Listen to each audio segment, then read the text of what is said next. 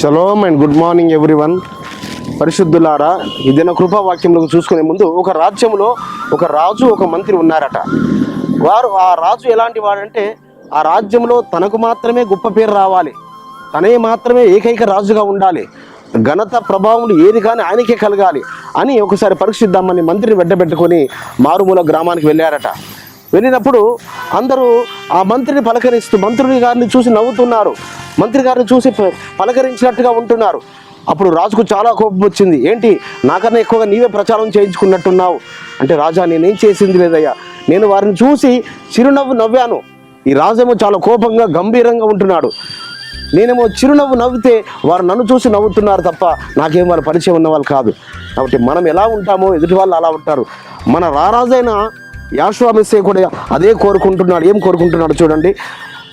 ఈ దిన కృపావాక్యం చూసుకున్నట్టయితే జకర్యా గ్రంథము 14వ అధ్యాయము 9వ వచనం. యెహోవా సర్వలోకమునకు రాజయుండును, ఆ దినమున యెహోవా ఒక్కడే అనియు ఆయనకు పేరు ఒక్కటే అనియు తెలియబడును. మన రారాజైన యాషువ ఆయన ఒక్కడే సుమా, ఆయన ఇద్దరు ముగ్గురు ఎంత మాత్రం కాదు. ఈ యొక్క లేఖనము ఎప్పుడు ఇది నెరవేర్చబడుతుంది?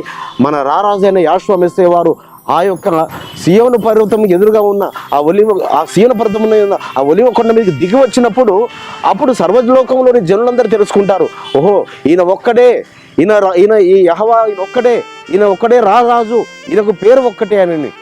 కానీ మనం ఈ రోజులలో కూడా మనం గ్రహించవలసిన వారమై ఉన్నాము. ఆ యెహోవానే యాషువాగా వచ్చాడు సుమా బిడ్డలారా.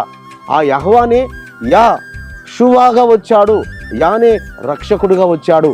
ఆయన రారాజుగా అయిన ఆ యెహోవా ఉన్నవాడు, ఆ మెల్కీసెదెకైన ఆ యొక్క యాజకుడు రాజు అయిన ఆ పరలోకపు తండ్రి అయిన యెహోవా మెల్కీసెదెకుగా ఈ భూమికి దిగి వచ్చాడు.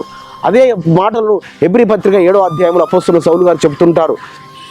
ఆయన తల్లి లేనివాడు, తండ్రి లేనివాడు, ఆదియును అంతము లేనివాడు, వంశావళి లేనివాడైన ఆ మెల్కీసెదెకు ఈ యొక్క మన నజరేయుడైన యాషువ మెస్సీయను పోలి ఉన్నాడు అని. కాబట్టి ఆయననే, ఆ మెల్కీసెదెకైన ఆయననే, ఆ రారాజైన ఆయననే ఈ భూమి మీదకి వచ్చాడు సర్వమానవాళి యొక్క పాపముల కొరకు ప్రాణం పెట్టడానికి కొరకు. కాబట్టి ఈ రోజులలో ఆయన ఘనమైన నామం ప్రకటించబడుతుంది, పరిశుద్ధమైన యాషువ మెస్సీయ నామం ప్రకటించబడుతుంది. ఆయన రారాజుగా మళ్ళీ వచ్చి ఈ భూమి మీద రాజ్య స్థాపన చేయబోతున్నాడు. అప్పుడు సర్వభూప్రపంచంలో జనులందరూ తెలుసుకుంటారు ఆయన ఒక్కడే అని, ఆయన పేరు ఒక్కటేనని. అట్టి కృప మనందరికీ ఆయన అనుగ్రహించును గాక. ప్రార్థన చేసుకుందాం. పరిశుద్ధమే తండ్రి, అవును నాయన, మీ రాకడలో, మీ రెండవ రాకడలో మీరు సర్వలోకమునకు రారాజుగా ఉండబోతున్నారు.